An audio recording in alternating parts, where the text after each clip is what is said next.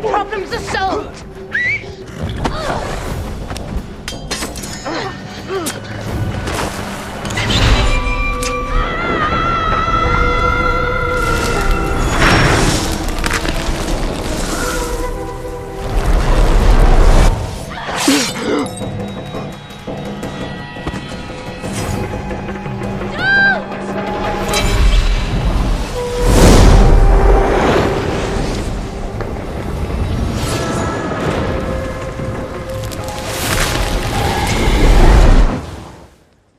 Kamusta kayong lahat? Nandito na naman tayo sa Filipino Chill Recap.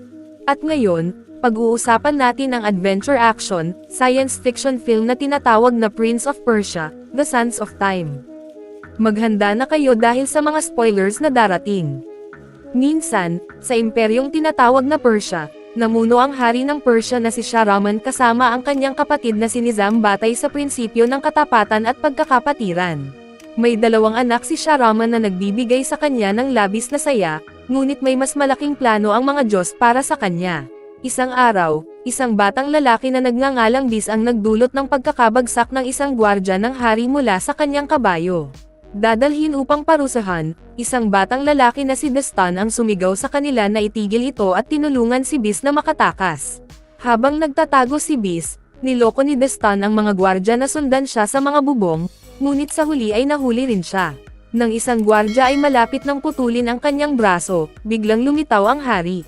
Nagsimula siyang makipag-usap kay Destan, at nang malaman na patay na ang mga magulang ng bata, at naantig sa kanyang tapang, pinili ni Shahraman na tanggapin siya sa kanilang tahanan. Maraming taon ang lumipas, narating ng hukbong Persyano ang banal na lungsod ng Alamat. Sinabi ni Prinsipe Tus sa kanyang kapatid na si Prinsipe Garsav at sa kanilang tiyo na si Nizam na malinaw ang utos ng kanilang ama, ang hari, na huwag dalawin ang Alamat, ngunit dahil wala ang kanilang matalinong ama, nakasalalay sa kanya ang huling desisyon. Bigla, tinanong niya kung may nakakita kay Prinsipe Destan.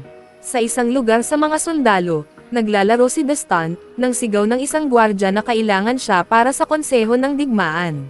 Kalaunan, sinabi ni Nizam sa 3 magkakapatid na natuklasan ng kanilang pinakamahusay na especially iyan na nagbebenta ng armas sa kanilang mga kaaway ang Alamat, kaya kailangan nilang umatake agad upang pigilan ito. Ngunit napansin ni Destan na kung sila'y aatake, maraming sundalo ang mawawala bago pa man nila maabot ang mga pader ng lungsod. Nakinig si Tus sa matalinong payo ni Destan, ngunit sa huli, nagpasya pa rin siyang umatake sa madaling araw upang pigilan ang paggawa ng armas.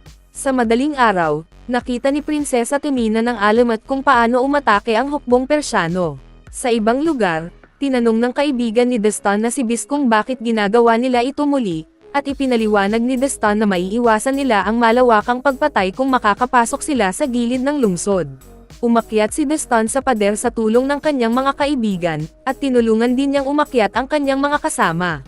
Sinabi ni Bis na may 2 tarangkahan na kailangan nilang buksan, kaya mabilis silang gumawa ng plano. Biglang may nakakita sa kanila at nagbigay ng alarma ang isang gwardya. Nagsimula ang labanan, at habang sinusubukan ng kanyang mga kasama na labanan ang mga gwardya, pinilit ni Destan na makarating sa panloob na tarangkahan. Nagtagumpay ang kanyang mga tao na talunin ang mga gwardya, at hinihintay si Destan na buksan ang panloob na tarangkahan bago nila buksan ang panlabas. Sa huli, nakuha ni Destan ang panloob na tarangkahan, at tumakbo si Bis palabas upang ay signal ang hukbo. Napansin ni Tus na nagawa ito ni Destan, at niredeploy ang hukbo sa silangang tarangkahan. Ngunit biglang nakita ni Destan na niredeploy din ang mga puwersa sa loob.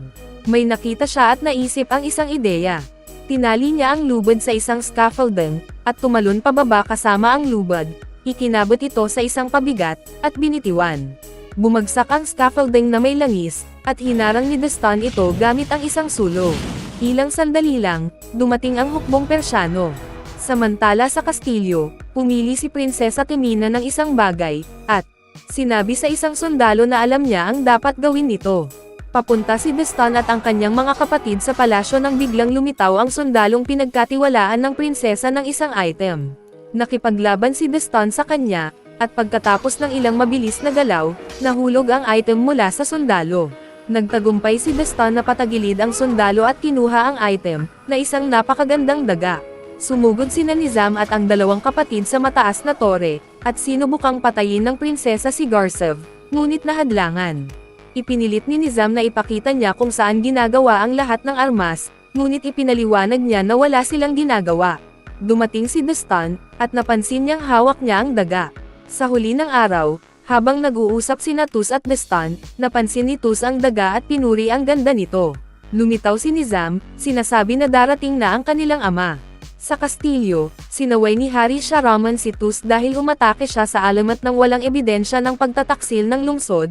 Sabi niya, hindi ito angkop sa kanilang mga kaalyado. Nangako si Tus na hindi siya haharap sa harap ng hari hanggat hindi niya nahanap ang ebidensya. Kalaunan, nakita ni Tus si Destan sa mga kalye. Sinabi ni Tus na may natuklasan silang mga tunnel sa ilalim ng lungsod at siya mismo ang susuri. Bilang pasasalamat sa pagbibigay sa kanya ng lungsod, ibinigay ni Tus kay Destan ang maalamat na regent robe ng Alamat, na maipapasa niya sa kanilang ama bilang nararapat na regalo para sa tagumpay, at nagpasalamat si Destan. Kalaunan, inihahatid ni Destan si Temina upang ipakilala sa hari, at nagkaroon sila ng maikling palabirong usapan. Lumapit si Destan sa kanyang ama, at habang niyayakap siya, sinabi niya na namiss nila ang hari. Sabi ni Shahraman, ipinagdarasal niya sila ng kanyang mga anak, at ipinaliwanag na ang ugnayan ng magkapatid ay parang espada na nagtatanggol sa imperyo. Sinabi ni Destan na may dala siyang regalo para sa kanya, at natuwa si Shahraman sa robe. Inilabas si Temina at ipinakita sa hari, at matapos niyang magsalita ng ilang matapang na bagay tungkol sa pagkawasak ng lungsod, sabi ni Shahraman, magiging mahusay na reyna siya at magiging unang asawa ni Destan. Nagulat si Destan at sinabi kailangan niya ng inumin, ngunit biglang may nangyari kay Shahraman. May sumigaw na lason ang robe, at sinubukang tulungan siya ni Garcev pero nasunog ang mga daliri. Sumigaw si Destan sa sinumang makakatulong sa kanyang ama, ngunit nagsimula si Garcev na sigawan na dakpin si Destan na nagbigay ng robe. Sinubukang protektahan ni Bis si Destan, ngunit nasaksak siya ng sibat. Tumakbo si Temina at sinabing sundan siya, at tumalon silang dalawa para makatakas. Pinakawalan ni Destan ang lahat ng kabayo, at saka dinala si Temina sa isa sa kanila. Sumigaw si Garcev na isara ang lahat ng tarangkahan, ngunit nakatakas sina Destan at Temina. Gabing iyon, sinabi ni Destan kay Temina na hindi niya pinatay ang kanyang ama, at ang robe ay ibinigay sa kanya ni Tus. Sabi ni Temina, ngayon maaaring maging hari si Tus. Lumapit siya at sinabing naniniwala siya, ngunit sinubukan niyang kunin ang daga. Hindi nagtagumpay, kaya kinuha niya ang isang espada at sinimulang atakihin si Destan. Nakuha niya ang daga, ngunit pinilit ni Destan na bumagsak ito. Pindutin niya ang isang buton sa daga at biglang nakita niyang umiikot ang oras, at ang labanan nila ni Temina. Nalito siya, kaya binitiwan niya ang buton, ngunit sa pagkakataong iyon naputol siya ni Temina. Pindutin niya muli ang buton, at muli bumalik sa nakaraan ang oras. Pagkatapos ng labanan, sinabi ni Destan na babulihin niya ang braso ni Temina kung uulitin niya iyon, at nagulat siya na nagamit na ni Destan ang lahat ng buhangin sa daga at nalaman ang kapangyarihan nito. Naunawaan ni Destan na ang atake ay hindi tungkol sa paggawa ng armas, kundi sa daga, at gamit ito, maaaring maging pinakamakapangyarihang pinuno si Tus. Samantala, doble ang premyo ni Tus para sa pagkakahuli kay Destan. Kinabukasan, nagpa siya si Destan na dumalo sa libing ng kanyang ama upang hanapin si Nizam, ang tanging taong mapagkakatiwalaan niya. Sumigaw si Temina, tinatanong kung iiwanan ba siya ni Destan sa gitna ng wala, at nagdasal si Destan sa Diyos na bigyan siya ng lakas upang hindi patayin siya. Kalaunan, ipinaliwanag ni Temina na hindi gagana ang daga kung walang tamang buhangin. Tinanong ni Destan kung saan siya makakakuha ng marami, ngunit hindi sinabi ni Temina. Nakita niya ang isang bagay sa kwelyo ni Temina at sinabi sa kanya na magsimula na silang maglakad. Pagkalipas ng ilang sandali, bigla itong bumagsak. Tumakbo si Destan sa kanya, ngunit niloko lamang siya at kinuha ang daga at tumakbo. Pag-aising ni Destan, napalibutan siya ng mga lalaki. Sinabi ng isa na si Sheikh Amar na may tribo na tinatawag na Mabaka, eksperto sa mga pambansang kutsilyo. Sobrang tumpak ng kanilang target na maaari nilang putulin ang ulo ng tatlong lalaki sa isang hampas. Sabi niya, ang lalaking si Seso, na iniligtas niya at may utang na loob sa kanya, ay isang Mabaka. Tinanong niya si Destan kung may dahilan ba para sabihin kay Seso na itaas lang ng kaunti ang kanyang susunod na kutsilyo. Sunod, nahuli nila si Temina at pinigilan. Humingi si Destan ng daga, at sinabi ni Sheikh Amar na ayos lang si Tamina at may kasunduan, kaya nag-alala si Tamina. Nakapunta sila sa punong tanggapan ni Amar, at bago maghiwalay, kinuha ni Destan ang kwelyo ni Tamina na may buhangin. Nag-alala siya, kaya ibinunyag ni Tamina na siya ang tagapangalaga ng banal na tipan, at naitago ang daga ng ligtas nang kinuha niya ito. Sabi niya walang makakaalam tungkol sa daga. Sinabi ni Destan na paprotektahan niya ito. Lumabas si Destan at nakita si Amar na nagpapatakbo ng ostrich racing business, na ipinagmamalaki ni Amar. Pagkatapos ng ilang karera, tinawag ni Amar ang mga babae, sinasabi na maayos ang kasunduan nila kay Destan. Ngunit napansin ni Amar na kamukha ni Destan ang prinsipe na pinaghihinalaang pumatay sa hari, kaya agad na nagtangkang tumakas si Destan. Ngunit pinigilan siya ni Seso, at sinabi ni Amar na sapat ang premyo para ipasa siya kahit ipagpalat ang sariling ina. Nakita ni Tamina na nasa panganib siya, kaya pinakawalan niya ang lahat ng ibon. Mabilis na tumalon si Destan pababa, at sinabi ni Amar kay Seso na huwag ihagis ang kutsilyo dahil baka tamaan ang mga ibon. Nilikha ni Tamina ang isa pang sagabal, at magkasama silang nakatakas. Pagkaraan ng ilang panahon, nakita nila ang isang caravan na pupunta sa libing ng ama ni Destan. Kumuha sila ng trabaho upang makalusot sa mga gwardya ng tarangkahan. Pagpasok, nakita ni Destan ang kanyang tiyo na si Nizam at sinabi na may ipapasa siyang mensahe. Sabi ni Tamina, imposible iyon, ngunit nagawa ni Destan na maingat na makapasok sa karwahe na may bangkay ng kanyang ama. Isinulat niya ang mensahe at inilagay sa bulsa ni Nizam. Pagbalik, sinabi niya kay Tamina na mahirap, pero hindi imposible. Pagkatapos ng araw, nakatagpo ni Destan si Nizam sa pamilihan, niyayakap siya, at sinabi na hindi niya pinatay ang kanyang ama, at si Tus ang nagbigay ng cloak. Ipinaliwanag ni Destan na umatake si Tus sa alamat para sa kapangyarihan at naghahanap ng uri ng buhangin sa ilalim ng lungsod na nagpapagana sa isang mahiwagang aparato. Tinanong ni Nizam kung hawak niya ang aparato, at ibinigay ni Destan sa kanya, ngunit sa loob ay isang nutcracker lang. Naiinis si Destan at nakita na wala si Tamina.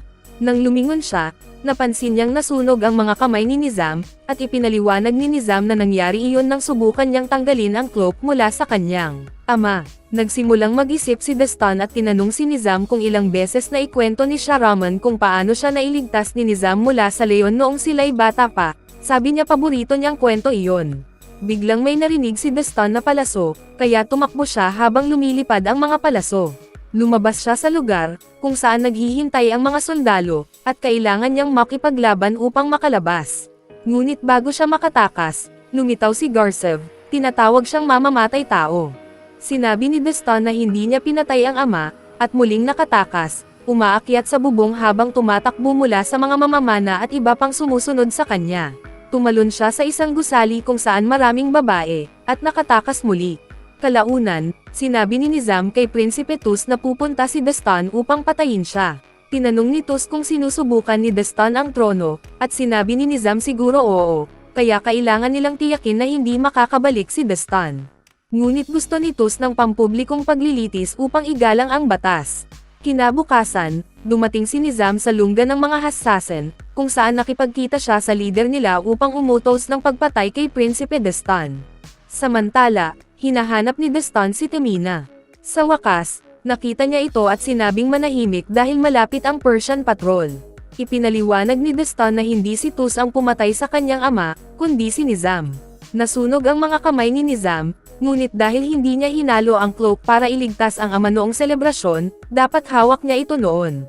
Wala raw silbi kay Nizam na balikan ang nakaraan ng ilang sandali, kaya may itinatago pa siyang lihim tungkol sa daga. Habang hinihintay ang paglipas ng buhangin ng bagyo, ipinaliwanag ni Tamina na minsang nakita ng mga Diyos ang kasakiman at pagtataksil, kaya nagpadala ng malaking sandstorm upang patayin ang sangkatauhan. Ngunit isang batang babae ang humingi ng pangalawang pagkakataon, iniaalay ang kanyang buhay, at nakita ng mga Diyos ang kanyang kadalisayan, kaya itinipon ang buhangin sa isang sandglass na ngayon ay nasa ilalim ng alamat. Natanggap ng batang babae ang daga at naging unang tagapangalaga. May 1 minutong buhangin ang daga, ngunit kung ilalagay sa sandglass, maaaring damaloy ng walang katapusan ang Sands of Time, na nagpapabalik ng oras, na ipinagbabawal.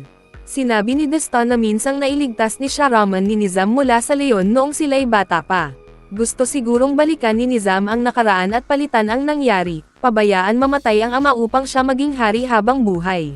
Matapos ang bagyo, ipinaliwanag ni Temina na kung puputulan ng daga ang sandglass, maaaring mabasag ito at muling madala ang galit ng Diyos sa mundo. Kailangan itong ibalik sa bundok kung saan natanggap ito ng unang tagapangalaga, upang masira. Sa isang balon, lumitaw ang isang ostrich, at saka si Amar kasama ang kanyang mga tauhan. Nahuli sila, at ipinaliwanag ni Amar na nang makatakas sila ni Temina, lahat ng ostrich maliban sa isa ay nakatakas. Labis siyang nagalit dahil hindi niya maisaayos ang karera ng ostrich ng isa lang ang natira, kaya kailangan na niyang singilin ang presyo sa kanilang ulo. Gabing iyon, habang natutulog sila, nahuli sila ng mga hassasin, at sinimulan silang atakihin ng mga mabubunying ahas. Sumigaw si Destan kay Seso na ibalik ang daga kung gusto niyang mabuhay. Pinaga niya ni Destan ang daga, at tinutukoy kung saan lumilitaw ang mga ahas, at isa-isang pinatay ang lahat hanggang wala nang natira. Namangha si Amar na nagawa niyang patayin ang mga ito ng mag-isa. Kinabukasan, matapos nilang magkasundo na palayain sila, sinabi ni Amar na masyadong delikado na lumapit sa kanila kung hinahabol sila ng mga hassasin. Humiling sina Destan at Temina na tulungan silang makarating sa templo, ngunit tumanggi sila. Ngunit nang ipinaliwanag ni Temina na may ginto sa templo na sapat para sa 10 kabayo, nagbago ang isip ni Amar. Hindi nagtagal, natagpuan ni Garcev at ng kanyang mga tauhan kung saan sila nagkampo noong gabi, at sa ibang lugar, mabilis na naglalakbay ang mga hassasin. Pagkalipas ng 1 o 2 araw, narating nila ang banal na nayon sa bundok, ngunit nakita nila ang mga patay na tao. Sabi ni Seso, gawa ito ng mga hassasin. Tumakbo si Amar, sumisigaw na patay ang buong nayon. Sabi ni Temina, kailangan niyang mabilis na ibalik ang daga sa bundok, na magtataboy dito, ngunit kailangan ng mga Diyos na bawiin ang buhay na kanilang isinagip. Biglang lumitaw si Garcev kasama ang kanyang mga tauhan. Sinabi ni Destan na si Nizam ang traidor, at iniutos ni Nizam sa mga hassasin na patayin siya. Nakita ni Garcev ang mga patay na taga-nayon, at ipinaliwanag ni Destan na inosente siya dahil hindi niya ilalagay sa panganib ang pagpunta sa libing ng ama para makausap si Nizam kung siya ay nagkasala. Naalala ni Garcev na sinabi ni Nizam na gusto niyang patayin si Destan kaysa magkaroon ng pampublikong paglilitis, at ipinaliwanag ni Destan na natatakot si Nizam sa sasabihin niya. Sa huli, sinabi ni Garcev na naniniwala siya sa kanya. Narinig nila ang mga tunog sa labas, at nang lumabas si Garcev, tinamaan siya ng mga sibat na inihagis ng mga hassasin. Nagsimula silang lahat ng labanan. Mabilis na tumakbo si Destan upang protektahan si Temina, na umaakyat sa bundok. Sumagot si Seso at nakipaglaban din. Nang makita niyang nasa panganib ang kanyang guro, naghagis siya ng kutsilyo upang pigilan ang hassasin. Habang tumatakbo si Destan pagkatapos ni Temina, sinabi niya na hindi niya papayag ang ialay ang buhay nito para sa daga. Habang ihinuhulog ni Temina ang daga sa bundok upang i-distract si Destan, biglang lumitaw ang isang hassasin. Nakipaglaban si Destan sa kanya, at isang ahas ang lumitaw, nilunok ang kutsilyo. Dinala ni Destan ang labanan sa labas, at nang madulas siya at malapit na siyang patayin ng hassasin, ginamit ni Garcev ang huling lakas niya upang iligtas siya. Bago siya pumanaw, sinabi niya kay Destan na iligtas ang imperyo. Lumitaw si Temina at sinabi na nawala na ang kutsilyo.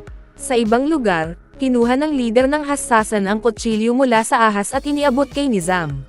Masaya si Amar na hindi na kailangan ng mga taga-nayon ang kanilang ginto. Tinanong ni Seso si Destan kung saan siya pupunta, at sinabi niyang patungo siya sa alamat upang pigilan ang kanyang tiyuhin.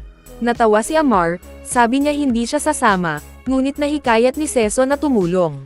Ilang araw pagkatapos, sa alamat, nalaman ni Temina mula sa kanyang tapat na mga tauhan na nakapasok na ang mga Persyano sa malalim na tunnel, at maaabot nila ang sandglass sa loob ng ilang oras. Hawak ni Nizam ang daga sa mataas na tore, na binabantayan ng isang demonyong nagbabalik ng mga sibat, na walang makatatagal sa loob ng 20 yarda. Sabi ni Seso, may ilan na hindi kailangan lumapit ng ganoon kalapit. Niloko nila ang ilang gwardya, at tinanong ni Amar si Seso kung sigurado siya. Sabi ni Seso, utang niya kay Destan ito dahil iniligtas siya nito mula sa mga ahas. Pagkaraan ng ilang sandali, narating ni Seso ang mataas na tore at sinalakay ng hassasin na nagbabantay doon. Nagbato sila ng kutsilyo at mga sibat sa isa't isa, at biglang tinamaan si Seso. Hinugot niya ang sibat at kinuha ang isa sa kanyang mga pambato na kutsilyo. Tumingin siya sa daga, huminga ng malalim, at tumakbo patungo rito habang hinahagis ang huling kutsilyo sa hasasen. Kinuha niya ang daga, at nang makita ang mga sundalong Persyano na dumarating, inihagis niya ang huling kutsilyo. Sa labas, tinanong ni Amar sa sarili kung sinabi na ba niya sa kanila ang tungkol sa Mabaka. Samantala, nakita ni Nizam na nawala ang daga at sumigaw sa lahat na hanapin si Dastan. Sinundan ng mga sundalo ang isang lalaki na inakala nilang si Dastan, ngunit si Amar pala ang niloko nila. Sinabi ni Timina kay Dastan na mag-ingat, at nakarating sila sa kastilyo. Sinubukan ni Nizam kausapin si Amar, ngunit hindi nagtagumpay. Biglang lumitaw ang leader ng Hassasin at sinabi kay Nizam na natagpuan nila ang sunglass, ngunit sabi ni Nizam wala na siya sa daga. Sa kastilyo, sinorpresa ni Dastan si Tus, kaya inutusan nito ang mga tropa na manatili sa labas. Ipinaliwanag ni Dastan na si Nizam ang nasa likod ng lahat ng pagtataksil, at sinabi ang tungkol sa daga at sunglass. Ngunit hindi naniwala si Tus, sabi niya kung papatayin siya ni Dastan, gawin na lang niya. Inalis ni Dastan ang daga sa kanyang lalamunan, sinabing hindi ito ordinaryong daga, at sinabi kay Tus na pindutin ang hiyas nito at makikita niya, saka tinusok niya ang sarili. Habang bumabagsak si Dastan sa lupa, pumasok si Nizam, at sumigaw si Tus na lumayo. Labis na nalungkot si Tus dahil pinaslang ni Dastan ang sarili, ngunit sinabi ni Nizam na masaya siyang pinatay ng duwag ang sarili. Sabi ni Tus, hindi duwag si Dastan, at pinindot ang buton. Nagsimulang bumalik ang oras, at nakita ni Tus na bumalik sa buhay si Dastan. Nang muling hahawakan ni Dastan ang daga sa sarili, pinigilan siya ni Tus, sinasabing naniniwala siya sa kanya. Lumitaw si Nizam, nakita ang dalawa na nag-uusap. Agad na pinutol ni Nizam ang lalamunan ni Tus, at lumitaw ang isang hassasan para pigilan si Dastan. Kinuha ni Nizam ang daga at mabilis na umalis. Nang malapit ng patayin si Dastan ng hassasan, lumitaw si Timina bilang distraction. Agad na pinatay ni Dastan ang hassasan, at nalaman ni Timina na siya pala ay gwardya sa mataas na templo, at natuklasan kung paano sila pinagtaksilan. Magkasama nilang tinahak ang lihim na daan sa ilalim ng tunnel upang makarating sa sunglass. Habang ibinaba si Nizam sa tunnel, ipinakita ni Timina kay Dastan ang landas upang maiwasan ang mga bitag, ngunit aksidenteng napaga niya ito ni Dastan. Nagsimulang gumalaw ang buhangin, at tumakbo si Timina sa gitna. Nahulog si Dastan at dumulas sa buhangin. Naiwasan niya ang bumagsak na mga estruktura, at nakatuntong siya sa isang plateau. Sandaling huminto siya, ngunit nahulog sa isang trapdoor at napunta sa silid na may sunglass. Biglang lumitaw ang leader ng Hassasin, at kailangan ni Dastan na makipaglaban muli. Samantala, bumaba si Timina. Habang napunta sa panganib si Dastan at malapit ng kagatin ng ahas, lumitaw si Timina, hinawakan ang ahas, at pinilit itong kagatin ang Hassasin, na pagkatapos ay naitaboy at natabunan ni Dastan. Naghalikan sila, habang pababa na rin si Nizam. Nakarating sila sa sunglass sa tamang oras upang pigilan siya. Ngunit biglang may mga bato na bumagsak mula sa itaas, at muntik na silang mahulog. Hinuli ni Dastan si Timina, na sinabihan siyang pakawalan siya, na ang tadhana niya ay iligtas ang mundo. Sabi ni Dastan, hindi niya siya pakakawalan, kaya pinilit ni Timina na mawalan siya ng hawak. Lubos na naduraj, mabilis na umakyat si Dastan at nakuha ang daga bago pa man mailabas ni Nizam ang Sands of Time. Nagsimulang kumalat ang galit ng Diyos sa mundo, ngunit sinubukan ni Dastan hilahin ang daga at nagawa niyang makuha ito.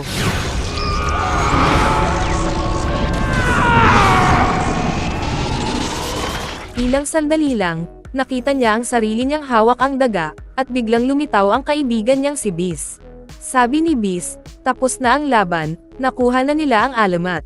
Nagsimula si Dastan na tumakbo patungo sa kanyang mga kapatid at tiyo, sumisigaw para marinig ng lahat na sila ay niloko upang umatake sa alamat ng isa na pinagkakatiwalaan nila higit sa lahat, ang kanilang tiyo na si Nizam.